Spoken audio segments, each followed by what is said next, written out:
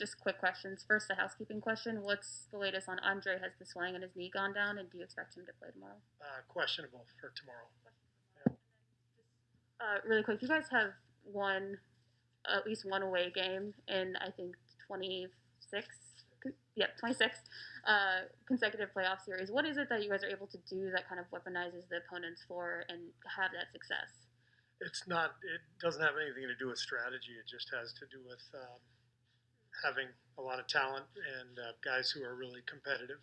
So that's the combination it takes to win on the road in the playoffs. Here on the left. Steve, Om Yamsaki has been along those lines too. You guys have been very good at taking the very first road game this postseason. Is there anything in particular to that approach? I think just our playoff experience, our guys understand the importance of making sure you don't let your guard down, in that first playoff game. So I think I would expect tomorrow to be really competitive right from the start. We know they're going to bring a level of physicality, that we brought last game, and we got to be prepared for that. And I think should be a great game. Anthony on the left. Yeah, I think Klay is like 10 of 32. What has the film told you about the shots he's taken? Which ones do you like? Which ones don't you like? Yeah, I think he's just pressing a little bit. He just wants so badly to do well that he's taking some bad ones. I'm not particularly concerned about it because this isn't the first time it's happened. Klay has a way of responding to mini slumps or whatever you want to call them. So the point of emphasis will be, let's make sure we get good rhythm shots early, and if we do that individually and as a team, then it puts everybody in a better position. Brandon on the right. Steve, Brandon Scoopy Robinson, Valley Sports. Draymond called Wiggins the best wing defender on your team, and he proved it going against Jason Tatum, despite Tatum's 28. When you look at just what he's been able to bring throughout the playoffs, guarding some of the best perimeter players, I guess for you, are you surprised? Are you impressed? I'm impressed. I'm not surprised. Wiggs has shown since we've had him the last couple of years that he can be an excellent defender. Got great size, length, athleticism, and I think over the last couple of years he's just gotten more and more attentive. He's just gotten more on edge and ready for what's coming next.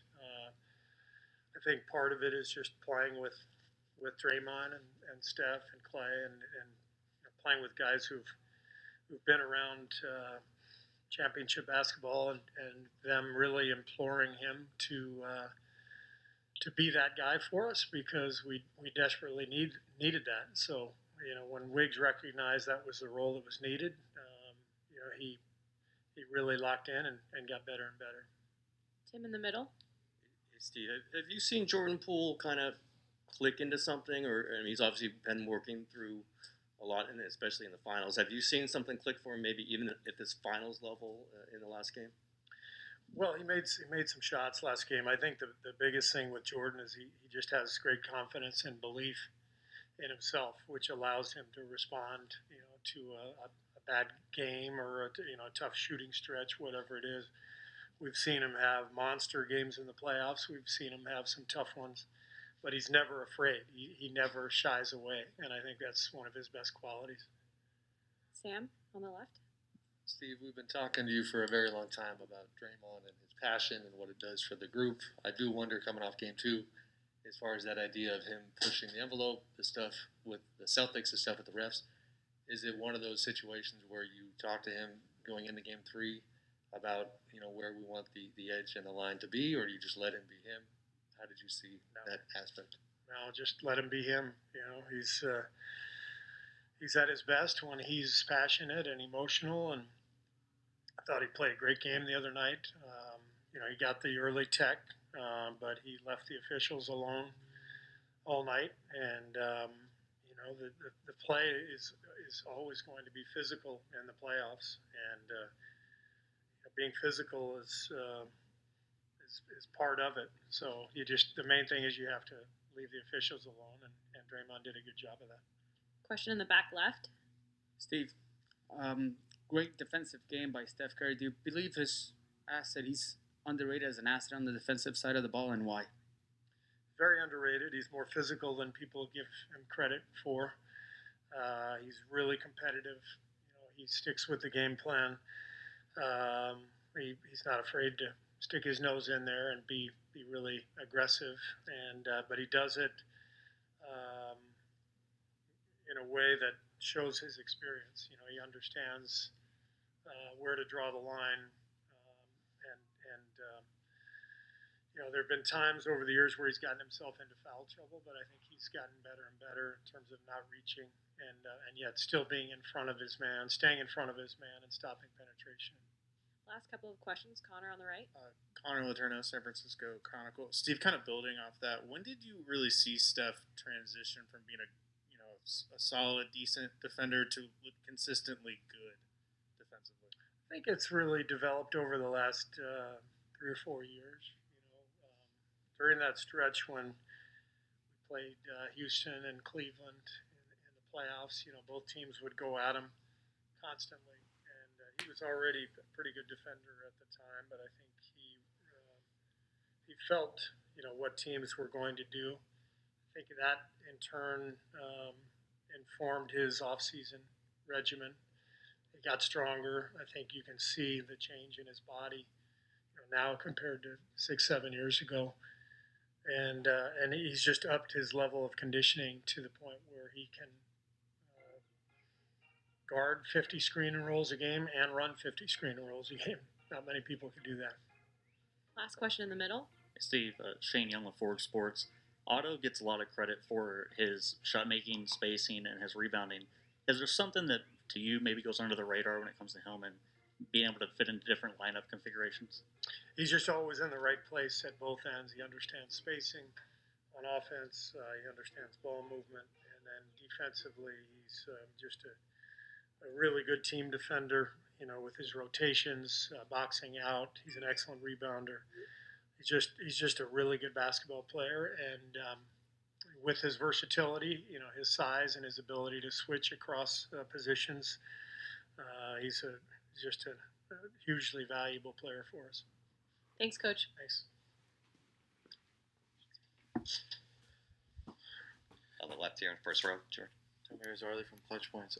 Jordan, how have you, in your kind of short NBA career, learned to bounce back off of a loss and how to stay level-headed after a big win? Just continue to stay even-keeled throughout the entire process. Stick to my routine. I mean, as much as we would love to have great games, every game is just, not the nature of the beast. So, go out there, stick to my regular routine, and then everything else will just take care of itself. Fourth row on the left.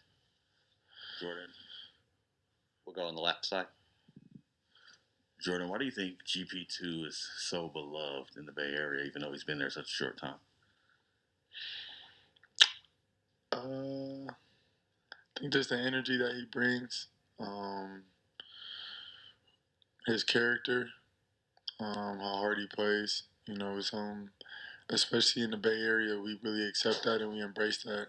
I think as we can see with Loon, same kind of situation. So they just embrace him for the way that he plays and who he is as a person, and makes it pretty easy to do. Third row on the right. Oh, sorry. When you were coming into the game and he was behind you and they had the huge ovation, did you think that was for you or you knew it was for G? Definitely for G. Okay. Again, third row on the right. Hey, Jordan. What's been the biggest lesson you've learned in your first playoffs? Obviously, quite a different beast from regular season games. Everything's a bit more meticulous. You're seeing teams for at least 4 games. The details, but also being able to lock in on specific matchups, adjustments, more so of the teaching aspect than anything. just asking a lot of the older guys in the vet. So I think that would be something that stood out the most. We'll take 2 more questions. In the first row on the left. I think it was the Warriors page who posted it the other day. It was like you on draft night. I think you were called the Splash Nephew or something like that. Looking back at that now, like, does that hit you different? Like, does reality? I guess when you look back on it, when you reflect on that and where you are now, like, does that hit you different? Like, do you ever have a moment where you're like, holy Right. crap, I'm playing with Stephen Clay? I mean, every time I'm on the court, I do feel that in terms of like the whole splash nephew, splash kid, splash brother, third splash brother thing. I mean, I just feel like I knew I was capable of, and I had 2 really great players in front of me who I was going to be able to learn from, and I just had a really good intuition that it would go in the right direction, and being able just to learn from them and, you know, kind of follow in their footsteps is pretty dope. And I always feel like I'd be able to make an impact, especially with those 2 guys in front of me and around me. So I kind of felt like it would happen. It would just be a matter of time. But it's really cool, really special to be a part of for sure. I've heard some really good ones. The Kid Splash is pretty cool. I don't know. I guess we'd have to go to the net to see what they have. Last question. Thanks a lot, Jordan. All right, we'll start with Maddie on the left for Clay. Clay, you were through your first 2 games, you're 10 for 33 on shooting. What are you seeing from the Celtics that are just kind of making things difficult for you? And do you view Game 3 as like maybe an opportunity to bounce back? Thanks for reminding me of my delightful shooting percentage. But I mean, you know, when I watched the film, I probably seemed a little rushed. I wasn't underneath my shot. But this is nothing I'm immune to. I've been through shooting slumps before, and the best part is it's how you respond. So come game 3, I'll probably not do much differently rather than just play with great pace and hunt great shots. Because when I tend to do that, I tend to have a big night. And most importantly, you know, it feels good going from 4 for 19 and winning by 20. Like, I'd rather do that than go 13 for 19 and lose by 10. Been there. That's never fun. Question from CJ here in the middle. Clay, what are some of the keys to playing in an environment like TD Garden? Probably not giving away possessions, limiting turnovers, taking great shots. That's probably starts with myself. And then just playing as hard as we did game 2 with that force. We know this team plays very well at home. And, you know, usually on our championship runs, you have to get a road win or 2 to complete the mission. So this is not a new scenario for us, and it comes down to just playing that brand of Warrior basketball that allows us to be successful. Next one on the left. Sorry for the oddity of the question, Clay. When you go around the NBA, do you ever notice the rims ever being different at arenas, or are they all the same? Some might have a little more give than others. You know, some places the rims might see a little tighter, but it's rare. I mean, that's a very, but not really. They all seem 10 feet, and they all seem the same size and circumference. So I try not to overthink things. You know, the more simple. So seems like the same rim I grew up playing on, and these have a little more give, though, you know, especially compared to the rims at recess, the double rims. Those things are stiff. Next question in the back right. Hey, Clay, as you just said, you've been through shooting slumps before. You've broken out of them. You've come out of them. Great shooter. But I'm just wondering, do you have reference points post-injury comeback that you can lean to as far as, I had a bad stretch then, and I know I can do it because I did it back then? Oh, yeah. Definitely. That's the beauty of playing in today's age is you can go on YouTube and you can look up all your great moments. And for me, it's as recently as round 2 against the Nuggets or last round against the Mavs. You know, I hadn't made a multiple 3-point game all series, but I stuck to the process, and eventually I blew the lid off. So for me, it's just about keeping that same mindset of shoot or shoot.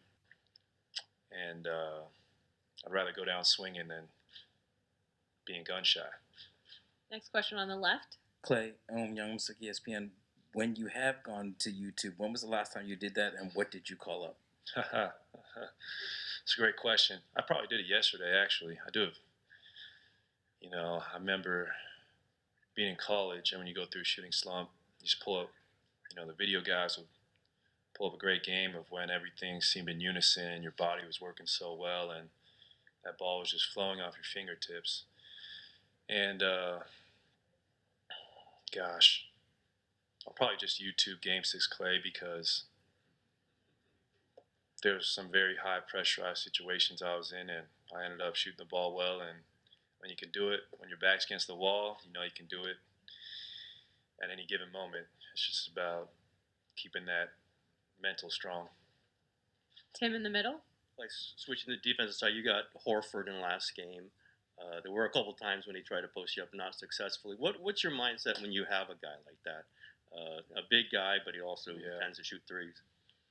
I mean, well, Al killed us that first game. I think him and White were instrumental in their victory. So when I play a big guy like that, you got to get underneath them kind of, because you know they can shoot over the top of you. So use your quickness and try and just, gosh, I don't want to give away too much of the scouting report, but yeah, just use your quickness and play that physical brand of defense that Draymond was playing. That kind of propelled us to a victory, and we followed his lead. And I think that force was key. Monty on the right. Monty Poole, NBC Sports Bay Area. Clay, how much of your confidence, you talked earlier about staying with the process and just staying online, how much of that is based on your history and basically knowing that pretty much every playoff series you guys have played, there's at least a game where you show up and you do something crazy? How much of your confidence is knowing that it's going to come? Like you said, just studying the history of my career and realizing that, you know, it's not a linear progression. It could be nights where I'm hitting everything or I'm not hitting the rim at all. It's just about realizing that,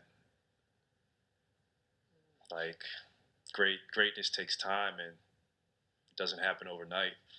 And for what I've been through the last couple of years, I will gladly be in this position, especially considering where I was at last year during June. Me and Rick Celebrini in the gym, just us two in the arena, is empty. There's nobody in the Bay during that time. So to be back here on this stage, just got to remind yourself to keep working, because it's a blessing and it's really an honor to be here. Last question in the middle. Clay, Shane Young, LaForge Sports. You've all faced a lot of teams that like to switch your off-ball actions. Houston tried to do it effectively. Does Boston, does something separate Boston in terms of how they're able to do it?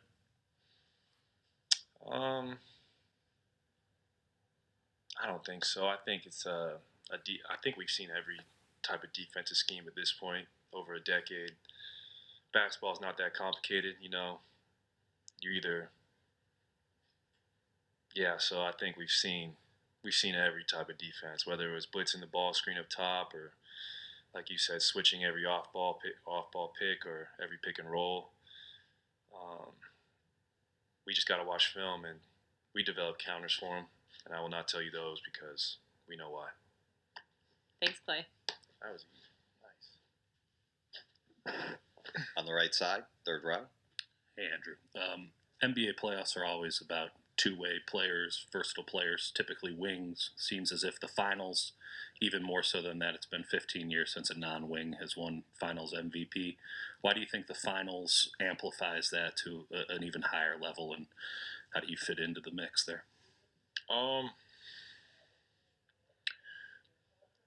Maybe because I feel like offensively right now it just starts, with, the point guard shooting guard, small forward. That's how the offense usually starts. And same thing on defense, kind of. You're picking up full court. I feel like the offense, begins with the PG. So. In the back, in the middle. Yeah, Andrew, what do you think were the biggest defensive changes in that last game, especially with Gary's versatility to kind of guard multiple positions? I feel like that was a big one. GP on the court, he affects the game in so many ways. Because he's capable of guarding 1 through 3, and he can make it miserable for a lot of people. So him on the court is a big difference for us. Third row on the left, Gary. Andrew, what's the key to guarding Tatum? I mean, you had experience defending him over the years, and what's it like to defend kind of a guy who's as long as you are and kind of a physical kind of equal? It's tough. It's tough. You just gotta try and make it hard for him. He has a lot of stuff he can do. He can score at all 3 levels. So just try to be there and make it hard. 2 more questions. In the first row, all right. Steve Kerr's kind of said all year long that they've kind of been telling Jordan the next step to his game is to work on his defense. What have you seen from him on that side of the ball throughout the course of the season? I feel like he has stepped up a lot this playoffs, and especially these first 2 games of the finals. I feel like he's done a solid job on defense. So. Third row on the right. Story of these finals through 2 games has been physicality. Obviously, you're not like a rah-rah guy. You're not getting in anybody's face, but deep down, not publicly, are you about that action? I just let basketball be basketball. Everything outside the court, I keep my life private. Final question. Okay, thanks. Thanks a lot, Andrew. Yeah.